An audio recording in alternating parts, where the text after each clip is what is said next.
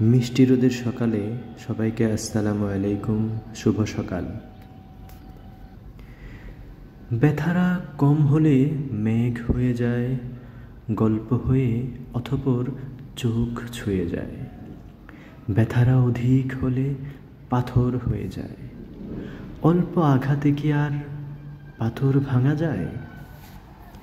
মাঝে মাঝে ইচ্ছে করেই ঠকি, সস্তা আবেগ ভেতরটা খুঁড়ে খায়।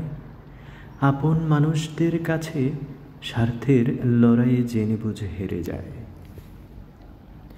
এই যে এই আমিটা এখন স্বল্পভাষী, মন খারাপেই চুপসে গিয়ে হই নিষ্ফল। একটু মানসিক সুখ খুঁজতে নিজের সাথে নিজেই কথা বলে যাই অনর্গল। পড়ছিলাম বাবলি আপার লেখা কবিতা। তার মোটামুটি সব লেখাই আমার ভালো লাগে, এটা হঠাৎ করে বেশি মনে ধরলো আর কি,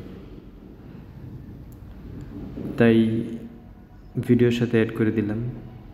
জানি না কেমন হয়েছে, ভালো মন্দ জানাবেন।